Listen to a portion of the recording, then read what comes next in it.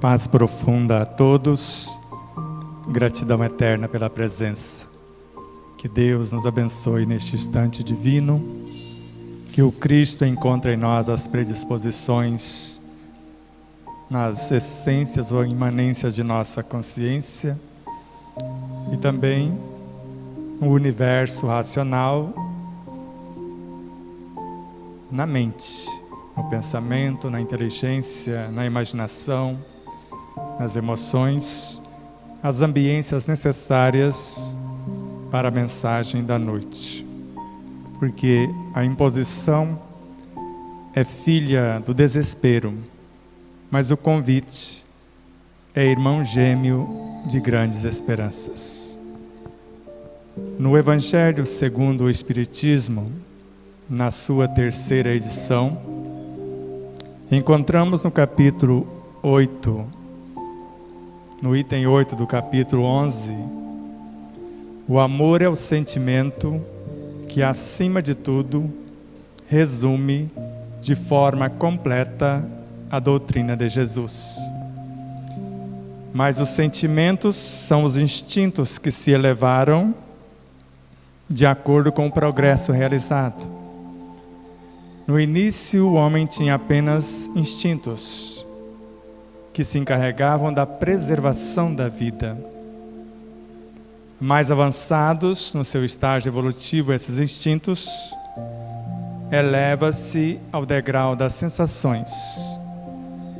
As sensações têm como objetivo registrar o sabor das atitudes que o instinto pratica.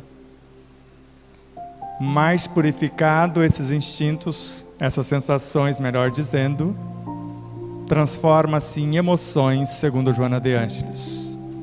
E as emoções não é senão a memória do ato ou do fato acontecido. Mais sublimado esse sentimento não é senão o juiz, aquele que julga se a atitude foi nobre e, a partir daí, a consciência de culpa ou a libertação da própria consciência. No ponto mais delicado desses sentimentos surge o amor, que reúne e condensa todas as sublimes revelações. E como o nosso tema de hoje é sentir, pensar, agir. O que foi feito primeiro, o ovo ou a galinha? Nós sabemos que foi a galinha. E nela colocou-se a oportunidade de dar prosseguimento o mecanismo da procriação. Para Emmanuel, Deus cria a criatura e na criatura o poder de criar. Conforme nós ouvimos, se no início o homem tem apenas instintos, para Allan Kardec, em A Gênese, os instintos não pertencem nem ao corpo, nem à alma. São colaborações que os agentes da natureza, a serviço desse corpo e desta alma, principalmente a serviço da alma, ajudando-a a governar o corpo. Para Pietro Baldi, na obra A Grande Síntese, que Emmanuel narra que trata-se esta obra do Evangelho da Ciência, com a capacidade de renovar todas as bases da filosofia e da religião e restaurar todo o messianato do Cristo no planeta Terra. Então é uma obra filosófica, científica e religiosa ao mesmo tempo. E nesta obra o autor narra que destaca-se do nosso subconsciente o quartel-general dos instintos, pequenas almas instintivas para nos ajudar a governar o corpo, os seus sistemas, os seus órgãos, os seus tecidos, suas células, moléculas, átomos e tudo mais. De modo que, se os instintos são pequenas almas, quantas almas compõem o seu corpo? Porque esses instintos governam exatamente tudo no corpo biológico. Por isso nós chamamos de automatismo. Esse automatismo é o que nós chamamos também de subconsciente. Temos no consciente, que é onde eu estou usando para conversar com vocês, usando a minha inteligência, e mediante a minha inteligência, o meu poder imaginativo, porque se eu não tenho inteligência do que eu vou falar, não tem como eu imaginar aquilo que eu desconheço. E mediante o poder imaginativo, eu tenho a capacidade criativa que vai auxiliar esse poder imaginativo para criar, que é o pensamento. E eu vou interagir com a matéria mental. Mas essa matéria mental, segundo André Luiz, na obra Libertação, é composta também de pequenas almas. Mesmo nesse universo, já são pequenos seres. A matéria mental é sempre formada por incontáveis seres a caminho da evolução no universo sem fim. De modo que, se eu penso baseado nos instintos, porque o sentimento, a sua sequência, de acordo com André Luiz, se transforma em pensamentos. E os pensamentos, segundo Joana de Ângeles, se transformam em inteligência intelectiva em primeiro lugar, que nos auxilia na gerência dos nossos talentos para ganhar o nosso pão de cada dia, segundo a profissão de cada qual. Conquistar pelo menos o conforto material. Mas para relacionar com as pessoas e com as coisas, eu preciso transformar essa inteligência intelectiva em inteligência emocional, que é responsável por gerenciar os relacionamentos. Mas ela não tem ética. E para que eu tenha ética no meu comportamento, eu vou transformar essa inteligência emocional em inteligência espiritual. E a partir daqui começa o universo das virtudes, que compõe o próprio amor. O amor é a síntese, e cada um em separado é um ser. Virtudes são seres, porque se no início o homem tinha apenas instintos, os instintos já são pequenas almas. Mais qualificadas se transformam em sensações, mais instruídas em emoções. E hoje, na maioria das vezes, nos relacionamentos, normalmente quem dá as ordens não são as emoções. Outro dia, num estudo, eu quis provar os instintos, as sensações, as emoções. E uma jovenzinha que estava participando do estudo, antes eu falei que o instinto não pensa, simplesmente bateu, levou. Ele defende a vida. E eu olhei bem para os olhos desta jovenzinha e falei: eu estou de mal com você. De imediato, sem pensar, por quê? O que eu fiz para você? Essa é uma emoção governando os instintos. E nós sabemos que essas emoções são memórias. E se são memórias, se vieram das sensações, que também são pequenas almas, são seres maiores. Que segundo Manuel Filomeno de Miranda, na obra Tormentos da Obsessão, por Divaldo Pereira Franco, o médium, uma lembrança não trabalhada, eu lembro de você. E às vezes tenho vontade de ligar para você, e não faço. E esta lembrança não atendida transforma-se numa saudade que já é uma emoção. E a saudade pode matar. E vocês sabem disso. Tem criaturas que morrem de saudade do ente que partiu, principalmente quando esposo e esposa que se amam e não compreendem ainda o que é o amor incondicional, um vai e daqui a pouco o outro já está indo. Eu sou do tipo e falo para minha esposa, se você quiser ir mais cedo, fique à vontade. Agora não fique esperando que eu vá na sequência, porque eu só vou quando me der o sinal que eu preciso ou que eu já estou capacitado para partir. De modo que o que nós precisamos entender nesse sentir, pensar e agir, segundo Emmanuel, quando ele na obra Coletânea do Além, ele vem dizer: a razão calcula, ela cataloga, ela compara, ela analisa. Então a razão pertence ou é a soma da inteligência, do pensamento, o poder imaginativo e a minha memória. Para que eu possa raciocinar, eu preciso ter algo dentro de mim, já construído. E eu vou ler algo aqui e vou comparar com o que eu já possuo. Do contrário, se é uma leitura nova, o mínimo que eu posso fazer é o que Kardec, no item 7 do Livro dos Espíritos, na introdução, o sábio, para estudar algo que ele desconhece, ele deixa de lado o seu saber. Porque um estudo novo não se faz com ideias preconcebidas.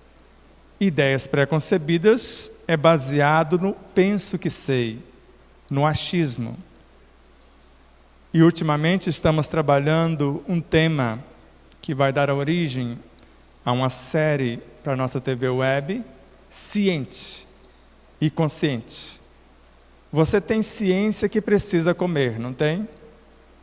Mas você tem consciência do que você deve comer para sustentar o seu corpo? Hoje, por exemplo, eu tinha ciência que eu precisava alimentar o meu corpo, que já está quase com 96 horas, praticamente com água.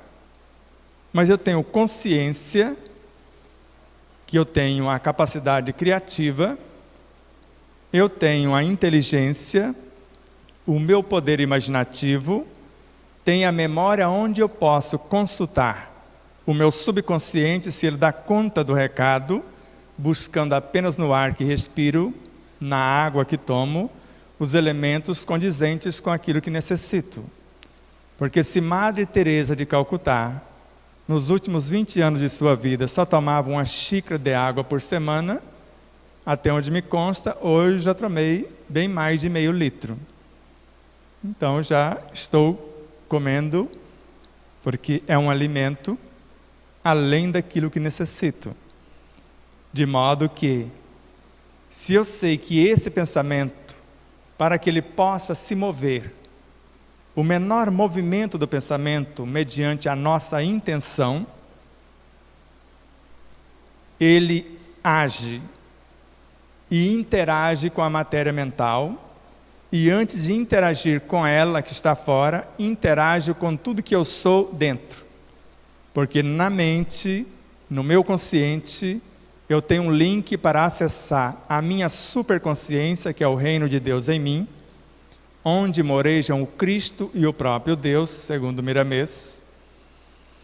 E eu tenho um manancial de recursos imensuráveis, porque tenho a serviço dessa consciência um centro coronário, um centro de força, um chakra, com 972 virtudes. E se virtudes são entidades que começaram nos instintos, elas estão em conexão com o cosmos, a serviço da consciência. De modo que, se eu sei o que pensar, mediante a minha vontade, eu converso com esta consciência se o que eu quero desenvolver está qualificado como amor incondicional. O bem que procuro fazer serve para mim e ao mesmo tempo para todos os seres. Como fizera um violoncelista, um musicista japonês, que toca o instrumento violoncelo. O câncer eclodiu no teu mundo físico. E ele começou a guerrear com ele. Com quimioterapia, com radioterapia, que vocês sabem que não cura câncer algum, porque o câncer não está no físico, ele está no mundo psíquico emocional. Na minha consciência de culpa, na mágoa, no ressentimento, na tristeza, nos traumas, nos conflitos. É um bacilo psíquico, segundo Ramatiz. É um conjunto de fatores, segundo o Dr. Décio Iandoli Júnior. De modo que eu posso matar o corpo e vou continuar com o câncer. E ele percebeu que quando ele começou a guerra, o câncer acelerou, ficou mais agressivo. Ele parou de guerrear e começou a amar o câncer e as células cancerígenas. E após declarar amor para o seu corpo, para o seu universo mental, psíquico, emocional, ele começou a amar as pessoas, as coisas à sua volta. E quando fizera o novo exame, não tinha mais nenhuma célula cancerígena. Ela se transformou naquilo que a sua consciência determinou. E os médicos cientistas que fizeram o experimento com inumeráveis pacientes chegaram à conclusão que o que a célula cancerígena teme é o amor. Não são os medicamentos, e falo de experiência própria. De modo que a razão vai calcular perdas e lucros. Depois ela vai catalogar o que lhe convém. E depois vai comparar o que foi catalogado. E após comparar, vai analisar o que vai ser colocado na ação. E de acordo com Miramês, diz que a paciência cria um campo na frente. Não deixa nada sair enquanto a razão não decidir o que vai ser falado. Então a paciência tem a função de segurar, cria um muro, uma barreira, se a pessoa tem consciência disso, até ela calcular, catalogar, comparar, analisar. Mas a razão só sabe isto. E Emmanuel, nesta obra citada, a Coletânea do Além, ele narra que o sentimento cria, ele alimenta, edifica, ele ilumina. Então, quem é o mais poderoso? A razão ou o sentimento?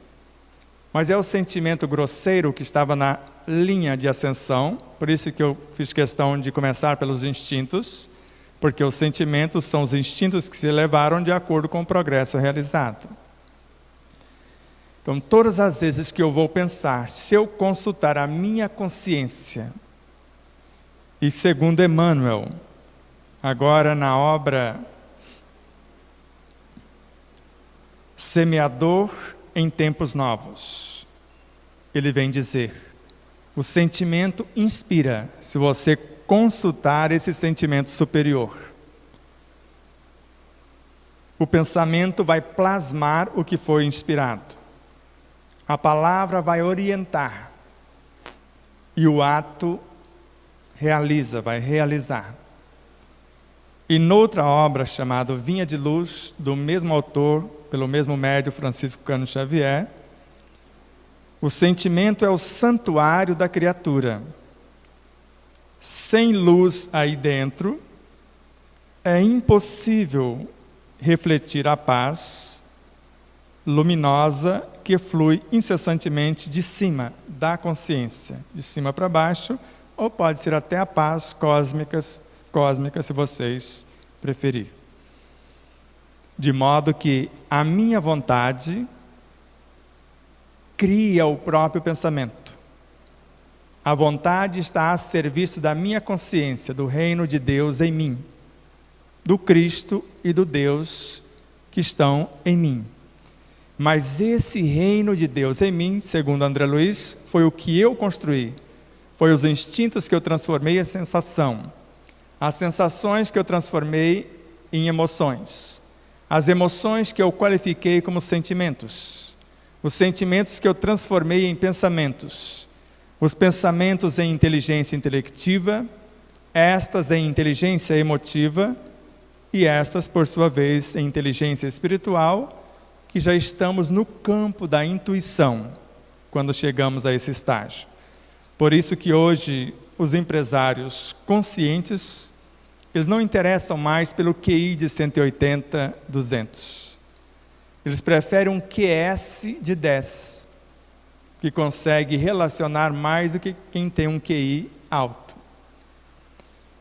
Mas prefere o coeficiente espiritual, porque se a pessoa sabe relacionar, mas não tem ética, ela sabe conquistar, mas não tem ética nos seus relacionamentos, pode colocar a empresa em perigo, porque ela vai fazer fofoca, porque não sabe, a consciência emocional não sabe disso, somente a consciência ou inteligência espiritual, que o mal não merece comentário em tempo algum, conforme André Luiz em Agenda Cristã. Ou no Evangelho segundo o Espiritismo, o mal não merece comentário em tempo algum. Ou conforme Allan Kardec, na obra O Céu e o Inferno, o mal não existe. E conforme a prece de Pai Nosso, à luz dos estudos do pós-doutor em Ciências da Religião, Severino Celestino, na obra Analisando as Traduções Bíblicas, ele não disse livra-me do mal. Ele fala que no aramaico não estava escrito essa frase. Não me deixe entregue à tentação. Quer dizer, não me deixe sozinho. E nem precisava pedir, porque Deus é onipresente. Se é onipresente, eu não estou sozinho. Se Ele é onisciente, isso está pedindo que eu passe por tal prova ou tal situação, é porque Ele sabe o que é melhor para mim. E normalmente vemos fora o que precisamos trabalhar dentro, quando o que vemos fora nos desequilibra dentro. Porque quando já estamos equilibrados dentro, quando alguém nos fere a face do orgulho, nós ofertamos a face das virtudes. Alguém me convida ao desespero, eu ofereço do oásis dos meus sentimentos, das minhas virtudes, a esperança. E a esperança, segundo Joana de Ângeles, é a doce presença do amor. Se o amor, segundo a autora, ele gera, nutre, organiza e mantém a vida em todas as suas expressões, e a esperança é a doce presença, então ela tem esse poder de gerar, nutrir, organizar e manter a vida. Ou conforme Amélia Rodrigues, na obra Pelos Caminhos de Jesus, por Divaldo Pereira Franco, a fé, a esperança, a caridade, a misericórdia são entidades de alta hierarquia. E no Evangelho segundo o Espiritismo é muito claro quando lemos que a fé é mãe de todas as virtudes. E a oração é a sua filha primeiro. Por isso que quando você pedir, fulano, faça uma oração, está correto. Porque ele vai construir. A oração é o que eu estou construindo com a minha inteligência, à luz da minha imaginação, regada pelos meus sentimentos sobre a gerência de minha vontade. Então eu posso criar com esse poder da oração, que Joana de Ângeles narra que é o mais potente mecanismo no processo da autocura. Porque a oração é o mecanismo para colocarmos em ação o Evangelho que está em nossa consciência, que é o reino de Deus em nós, o reino das virtudes. Eu é que vou escolher o que eu quero encarnar no meu corpo: a paciência, a compaixão, a alegria, a esperança, a caridade. E quantas pessoas em nosso meio acreditam que caridade é dar coisas. Se caridade é um ser, conforme Kardec, Caridade para comigo é a iluminação da minha consciência. E conforme Joana de Ângeles, a autoiluminação é a primeira tarefa de um médium. E médiuns todos somos, com menos ou mais sensibilidade. De modo que, se o pensamento cria, edifica, alimenta e ilumina, quando nós chamamos de autoiluminação, é mais ou menos isso. Conforme Manuel Filomeno de Miranda, na obra Perturbações Espirituais, por Divaldo, viver é um fenômeno biológico. Os instintos se encarregam disso. Agora, viver bem é a busca do prazer, que infelizmente é mais de 50% da humanidade, buscando o prazer. Agora, bem viver é quando eu percebo que eu e todas as coisas somos expressões de Deus. E se eu amo Deus em todas as coisas, que é a sugestão de Miramês, todas as coisas que são expressões de Deus, e se eu as reconheço como tais, eu vou estar interagindo com Deus, como estou fazendo agora, vendo vocês. Vendo a obra, vejo Deus. Namastê. O Deus que existe em mim reconhece e reverencia o Deus que existe em você. Mas se o Deus está mais para instintos, porque o instinto, se eu privar o meu corpo do necessário, quando ele vê um banquete farto, ele fala, vamos armazenar, porque esse cara ou esta moça vai deixar a gente passar fome. Então vamos comer um tanto mais e fazer depósitos de gordura, por exemplo. Ou quando eu como açúcar demais, se o meu pâncreas estiver em dia, criando nas ilhotas de Langerhans, com o auxílio das células betas, células alfas, a insulina, que é um hormônio, e o glucagon, que é outro hormônio, ela encarrega-se de carregar o necessário para o interior das células. E o excedente transforma em glicogênio e vai armazenar no interior dos músculos, na intimidade do fígado e até em pequena monta nas entranhas dos rins. E quando eu entro num processo de jejum, de escassez do açúcar, por exemplo, agora é o glucagon que vai trazer desses depósitos e transformá-lo em o glicogênio em glicose outra vez.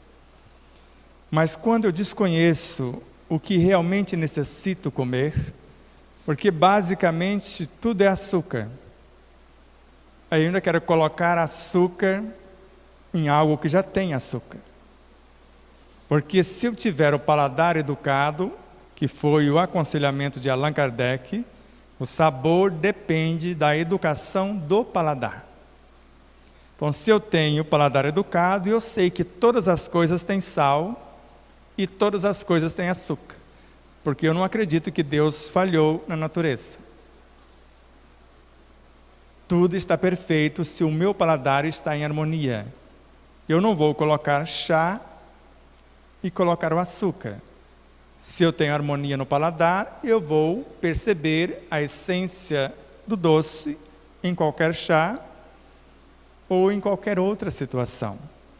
Se eu tenho consciência que o sentimento cria, que ele edifica, que ele ilumina, que ele alimenta, eu não preciso comer muita coisa, porque tudo são expressões de Deus.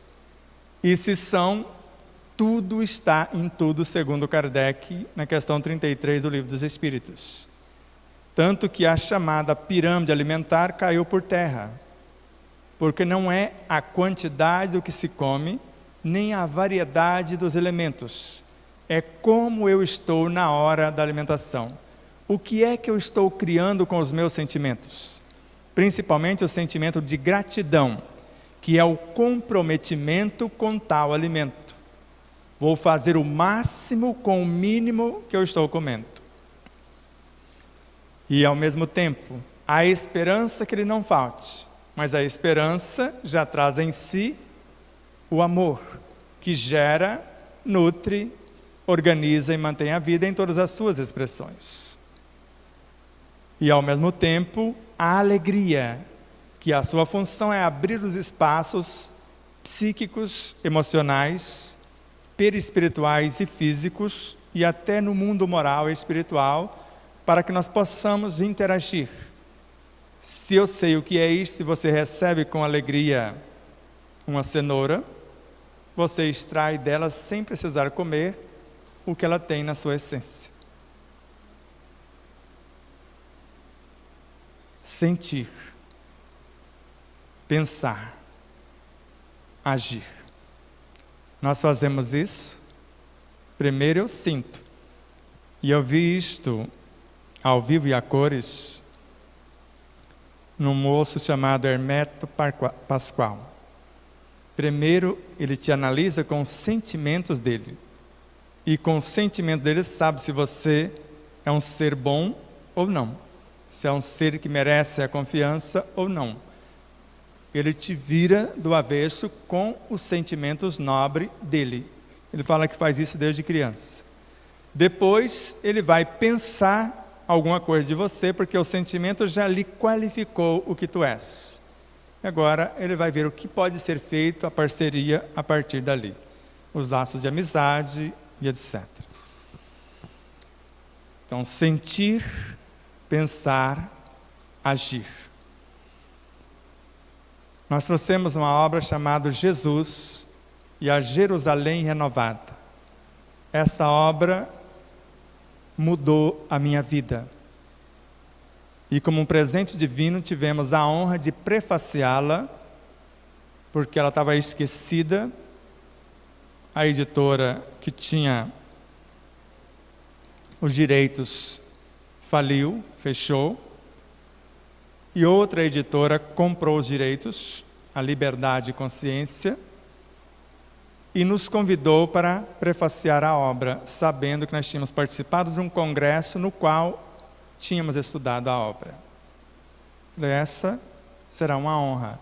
E nesta obra, o que mais me chamou a atenção, se eu não tenho condição, a partir da minha inteligência espiritual,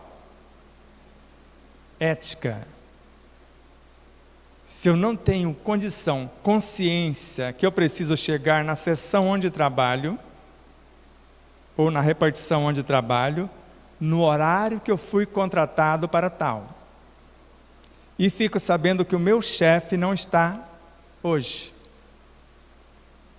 e ele estando ou não estando, a minha consciência ética vai me convidar a chegar no mesmo horário.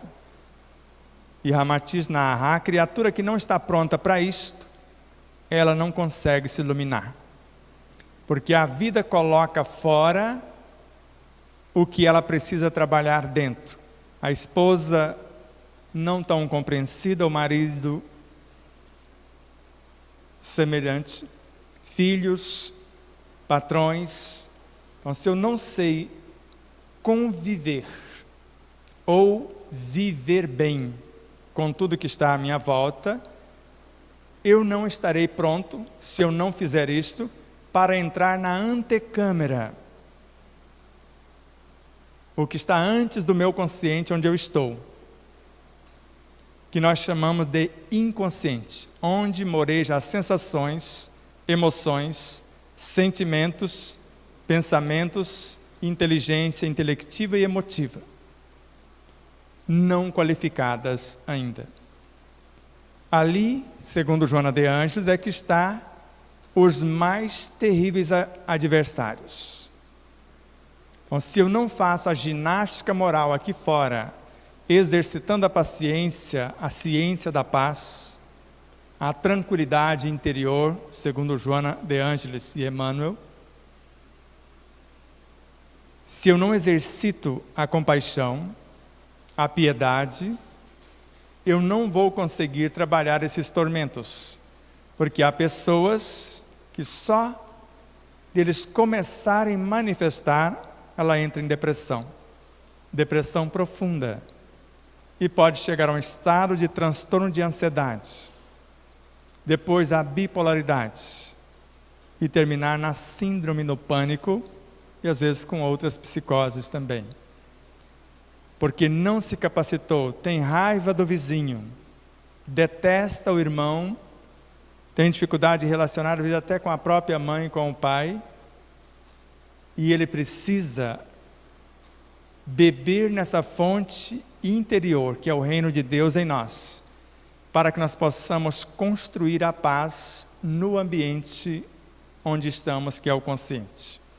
E principalmente ressignificar o nosso subconsciente e criar instintos superiores, não mais para comer compulsivamente, como eu fazia, não mais para comer o que o meu corpo não necessita, porque hoje as doenças, na quase totalidade, está vinculada à má alimentação.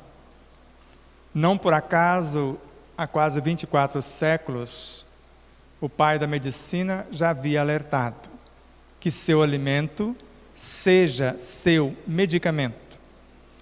E nós sabemos que o pão que nós fazemos de maneira natural, se durar 3 dias sem mofar, é muito. Mas o pão lá da quitanda do supermercado não fica 40, 60 dias ou mais. Tem uma moça que guardou o seu lanche, o seu cheeseburger e um hambúrguer, já está com quase 5 anos, e está lá intacto, todo o material. Então, o que é que foram colocando para conservar? Para que um leite de caixinha dure até 6 meses, sendo que um leite, ele coalha de um dia para o outro. E mesmo o pasteurizado, para que eles colocam o formol? Para que colocam a água oxigenada? Por que colocam soda cáustica no leite pasteurizado, que é o menos agressivo? Para conservar. Houve uma época que eu estava estudando a vitamina C da laranja. E naquela época, a vitamina C da laranja, em meia hora, evaporava 75%. 1 hora depois, uma laranja média, que tem mais ou menos 63 miligramas de vitamina C, ficava apenas 3 miligramas após 1 hora. E agora sai uma pesquisa nova da Embrapa. Você deixa o suco espremido 24 horas, ele só perde uma média de 22% a 25%. O que é que estão colocando na laranja para acontecer isto? Mas não acredite em mim, vai pesquisar. Agora, eu sei, se for a laranja que eu crio sem os agrotóxicos, ela vai evaporar nesse tempo que eu disse, que foi estudado e foi colocado o artigo científico na revista super interessante na época. Pensar, sentir, agir. Ou sentir primeiro, pensar depois e na sequência agir. Porque se o sentimento é uma virtude que está no âmago da nossa consciência, a minha vontade vai convocá-lo mediante o meu propósito para tal. No Evangelho segundo o Espiritismo, está lá no item 23 do capítulo 27, que a oração é a filha primeira da fé. E é com a oração que eu vou lá no âmago da minha consciência e vou voltar iluminando-me de dentro para fora, segundo Joana de Ângeles, na obra Rejubila-te em Deus. Nesse sentido, a oração é o mais potente e perfeito mecanismo de plenificação, segundo a autora.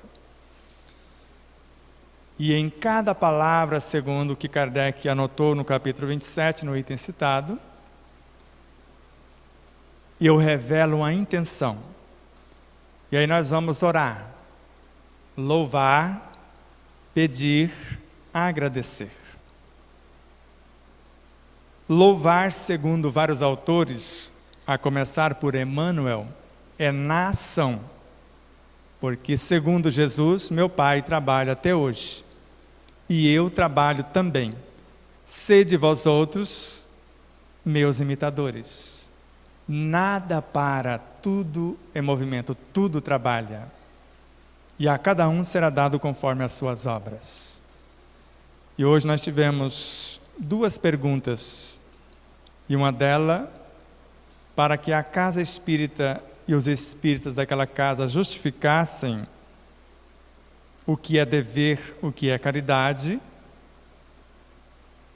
E parece que não prestaram atenção, porque Chico Xavier deu sim sopa, cesta básica, e dava até dinheiro, de acordo com a necessidade. Mas encontramos na obra dele mesmo que caridade não é dar coisa. Na obra Luz no Caminho, por exemplo, no capítulo Dever e Caridade, dar o pão, o que sobra, é dever. E às vezes até o que não sobra também. Então, dividir o pão com o outro que está faminto é um dever. Caridade é ensiná-lo a ganhar o seu próprio pão. Dar o pano, o que sobra do nosso armário, é um dever. Caridade é quando eu visto o nu com novas ideias à luz do meu exemplo pessoal, para que ele possa ganhar o seu próprio pano. E ao mesmo tempo o Espírito Carlos, já que estamos falando de caridade, e ele preferiu falar da outra vertente que ficou, beneficência, que é o dar coisas. Que no Evangelho segundo o Espiritismo está muito claro, sempre que possível, dê trabalho. O trabalho dignifica, a esmola quase nunca. E o Carlos fala, a beneficência verdadeira é aquela que prepara o sedento, após você saciar a sua sede, não negando-lhe um copo d'água, mas depois vai ensiná-lo onde está a fonte, para que ele não fique na sua dependência. E isso é beneficência verdadeira. E ele não falou de caridade, que a beneficência já transformou-se nisto. Está lá na obra Grotas de Paz. Em relação ao doente, ao enfermo, eu posso aliviar a sua dor com o passe, com a água magnetizada, até com as cirurgias espirituais, porque só aliviam. Agora, se quer fazer a beneficência verdadeira, ensine-o a curar-se, como nos ensinou Jesus. A sua fé te curou. Porque o que a medicina espiritual faz, assim como a medicina acadêmica e todas as terapêuticas alternativas, aliviar os efeitos, conforme André Luiz, em relação à medicina espiritual, em Missionários da Luz e várias outras obras. Nós podemos ajudar, podemos esclarecer, mas não cabe a nós improvisar recursos, que é função de cada qual. O ideal é que cada um torne-se o médico de si mesmo. Bezerra de Menezes, na obra A Cura pelo Amor, por Sidney Carvalho. Não são seres cósmicos, nem serão os espíritos, tampouco os encarnados que vai curá-lo.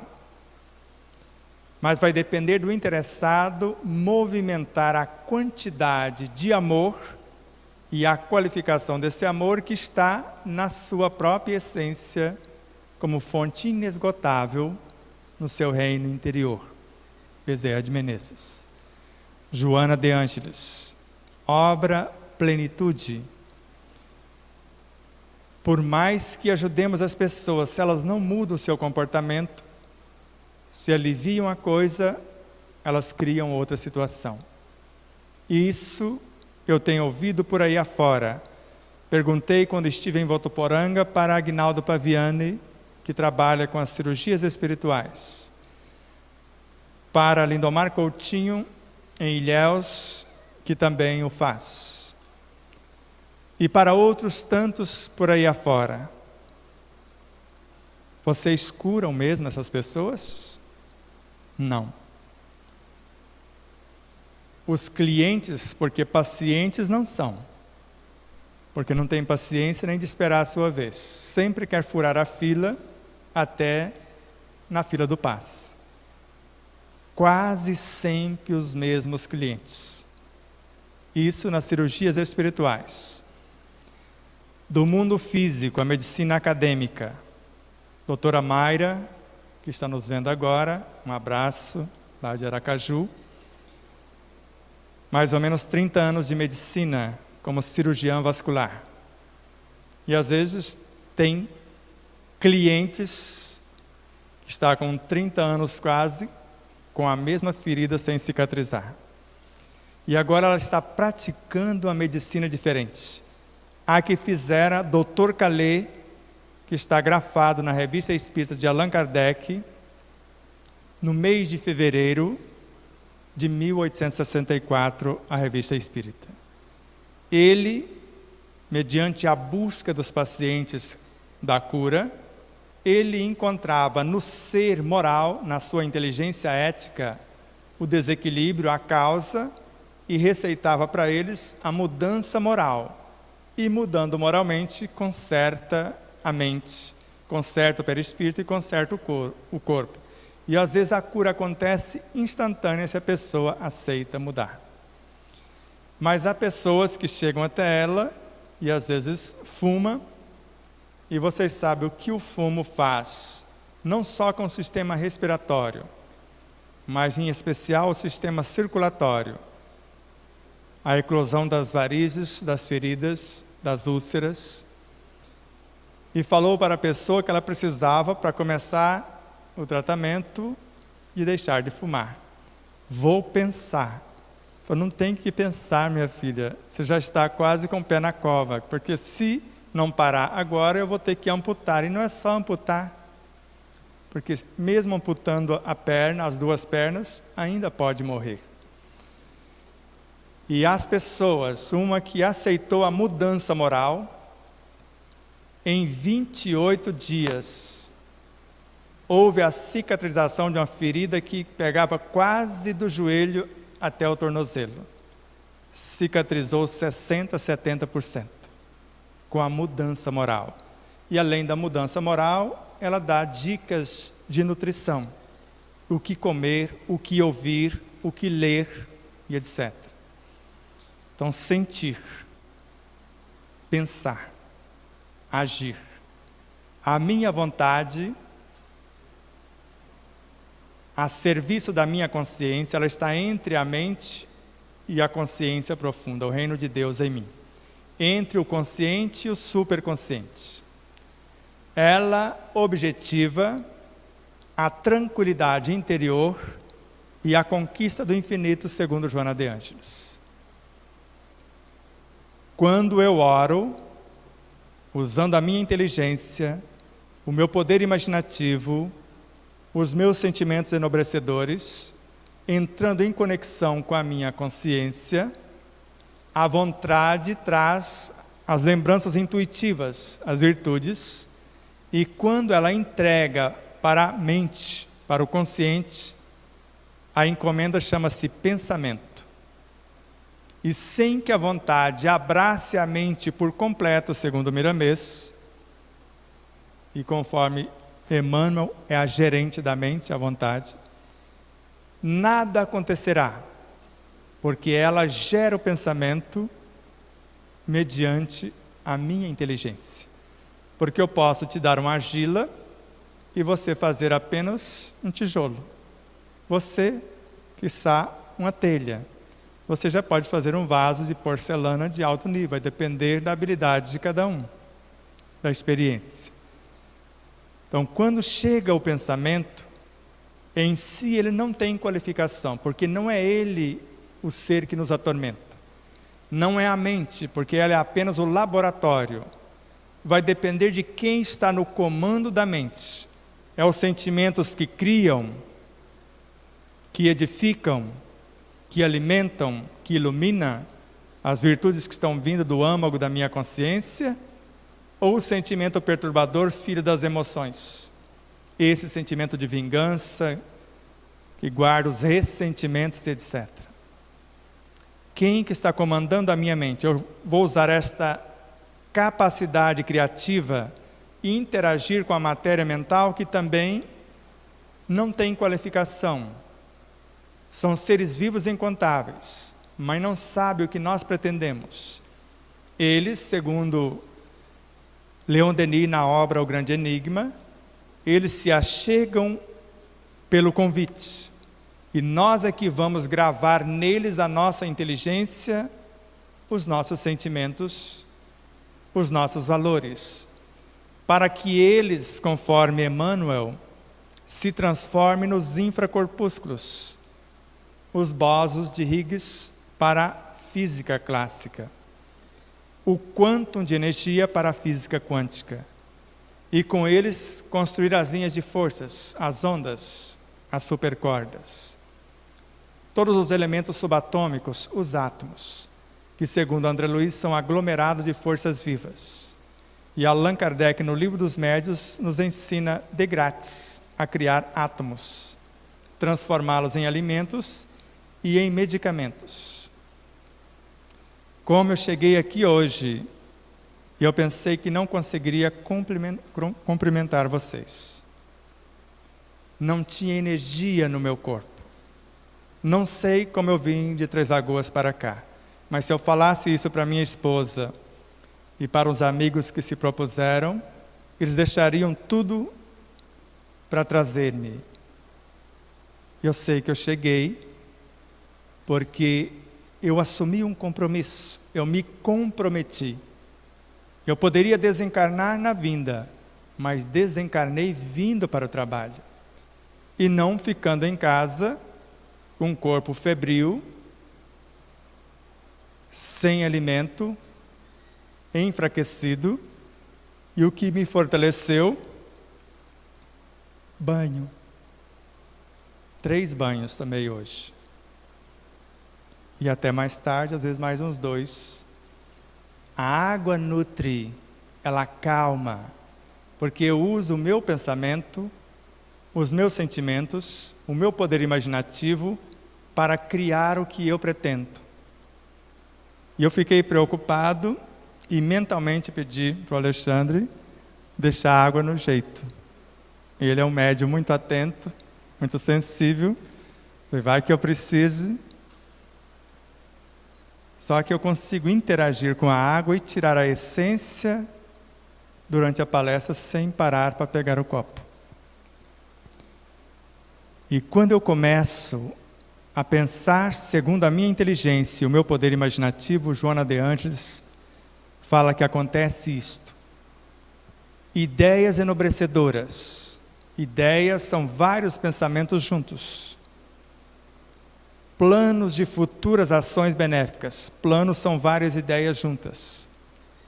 Ideias e planos que eu estou criando mediante esses sentimentos nobres são portadores de energias equilibrantes, que vai reorganizar os meus complexos campos celulares, vai harmonizá-los e aumentar-lhes a produtividade.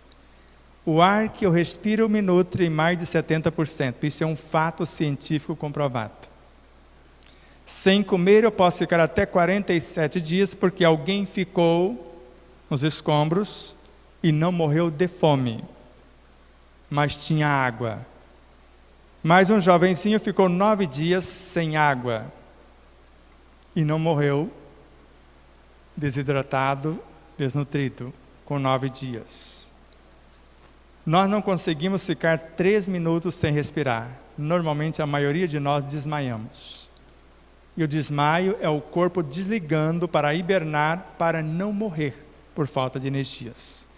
Porque se o ar qualificado não chegar no cérebro, eu posso ter um AVC e ver o meu cérebro dilacerado e ficar com várias e várias sequelas.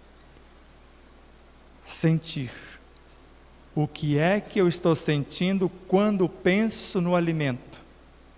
Quando penso em alguém?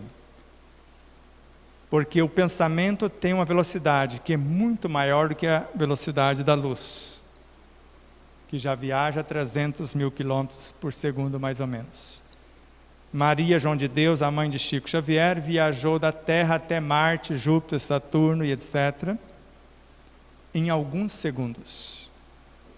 Só que o sentimento é muito mais rápido do que o pensamento. Não tem lapso de tempo, por mais longe que seja. Porque o experimento científico começou num laboratório no mesmo prédio, mensurando a emoção que disparava do doador do DNA até o tecido doado, e não tinha lapso de tempo. A emoção disparava vendo um filme de terror, ou um filme de romance, um de aventura e etc., sem lapso de tempo. Eles colocaram o material no laboratório móvel e foi afastando até 600 quilômetros para alguns e até 80 quilômetros para outros, porque não chegam ao acordo quantos quilômetros foram. Só que não, mesmo distante, não tinha lapso de tempo. Na Unicamp fizeram um experimento onde um spin de um elétron, um vórtice de um elétron, pertencente ao mesmo átomo, ficou na Unicamp. E o outro foi levado para o Japão. E deram a ordem para o elétron daqui mudar a direção. Se ele estava rodando para a direita, virar para a esquerda. E lá no Japão, sem lapso de tempo, o outro começou a virar para o mesmo lado. Então, o sentimento, se eu começar a pensar mal de você, e chegar à conclusão que não foi bem, os meus sentimentos chegam antes em você, criam uma barreira, desintegra o que eu pensei e traz de volta para mim, sem perturbar você.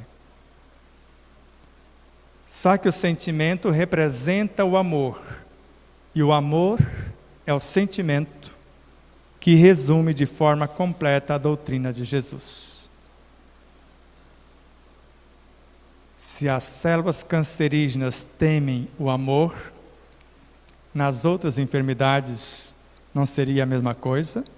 O amor gera, nutre, organiza e mantém a vida em todas as suas expressões. O amor é a reunificação de elementos diminutos que nós chamamos de átomos primordiais ou de espíritos com E minúsculo. A reunificação deles é que formam a matéria-prima. E Emmanuel narra isto na obra Seara dos Médios, na obra Roteiro, André Luiz, em várias obras, e vários outros autores, como o próprio Kardec no Livro dos Espíritos. Tudo que vamos criar, assimilamos uma porção desses princípios inteligentes, que vão transformar-se em fluidos e depois em matéria mental.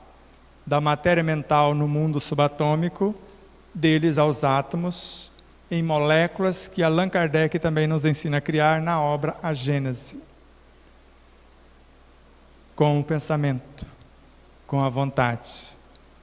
Mas ele narra que nós vamos qualificá-los com os nossos sentimentos, com as nossas virtudes, ou perturbá-los com as nossas paixões, com os nossos tormentos.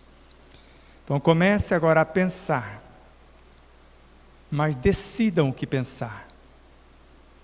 Então, o que eu quero fazer da minha vida a partir de agora? Eu quero servir ou ser servido? Conforme Francisco de Assis, eu quero amar ou ser amado, compreender ou ser compreendido. Cada um comece a criar a realidade com o poder imaginativo que a física quântica, na medicina quântica, está provando isto por A mais B.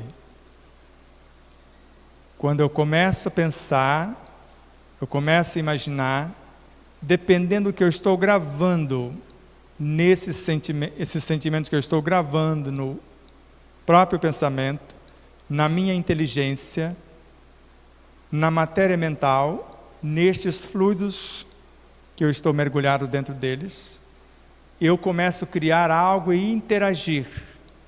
E interagindo eu qualifico e começo a criar uma realidade nova.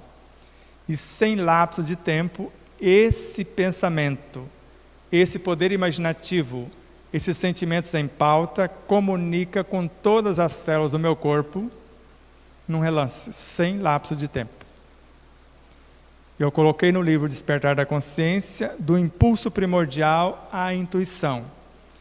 Então eu tenho o impulso de criar a minha realidade, ou a realidade nova. Então eu convidei ao festim tais elementos. O menor movimento chama-se irritabilidade. André Luiz, Amatiz. Nós crescemos da irritabilidade do menor movimento para as sensações e etc. E quando elas se achegam, eu começo a perceber nesse gesto a sensação, o impulso, a sensação. Ele se apresenta com o que sabem fazer, os instintos. Eu vou qualificá-los segundo o meu poder racional, para que eles possam transformar-se em intuição, que é a virtude em si. Então, quando eu começo a inspirar e ao mesmo tempo pensar qualificando o ar que respiro, eu aumento o poder nutridor do próprio ar. Quando eu começo a imaginar a água, ou tocar na água no copo ainda, com um pensamento diferenciado, uns sentimentos diferentes, eu magnetizo a água, eu requalifico a água em meio segundo, de acordo com vários autores, a começar por Miramês, e comprovado em laboratório com o doutor Masaru Emoto. Eu fazendo uma oração para a água, ou uma declaração de amor, ou simplesmente colocando um nome no recipiente. Paz, equilíbrio. Isso é o suficiente para mudar a estrutura da água. Baseado nesse experimento, mais de 2/3 do nosso corpo é água. Então a primeira comunicação se dá antes de chegar nas próprias células, que basicamente é água. Basicamente é água. 92% em média na célula, água. E do nosso sangue, 95% do plasma é água. E o poder de comunicação, a água foi classificada como um ser que pensa, sente, ou melhor, que grava o que pensamos, o que sentimos, o que falamos e o que fazemos em meio segundo.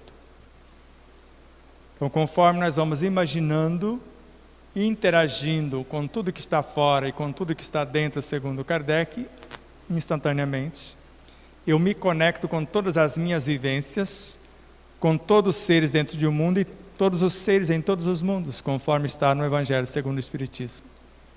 Ou mais claro, na obra que veio após a morte física de Kardec, obras póstumas.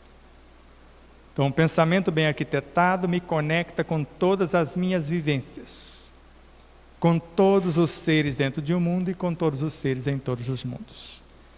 Se eu estiver pensando numa maçã, eu começo a criar todos os elementos da maçã no meu pensamento. Quanto mais eu sei a respeito da maçã, é o poder que algumas criaturas têm. Uma jovem senhora citada por Dr. José Raul Teixeira numa de suas palestras, ela orava, mesmo sendo protestante, mas orava com auxílio dos desencarnados, dos espíritos. Mas as sementes que ela estava impondo as mãos e orando, nascia, crescia, florescia e frutificava em pouquíssimo tempo.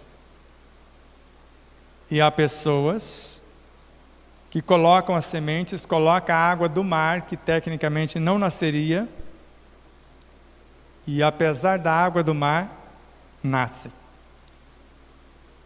Ou conforme agora um grupo que está orando, até entrar em êxtase. Eles vão recitando mantras, fazendo oração, meditação, e quando entra em êxtase, até cascavéis que picá-los, o veneno se torna inócuo.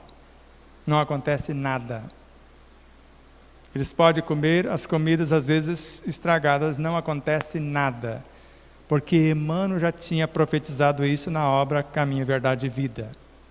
Se eu estiver em harmonia, tudo que entra em meu corpo vai transformar-se à semelhança do que sou no meu sentir, no meu pensar, no meu agir. Ao mesmo tempo que inspiram, sabendo do poder do ar,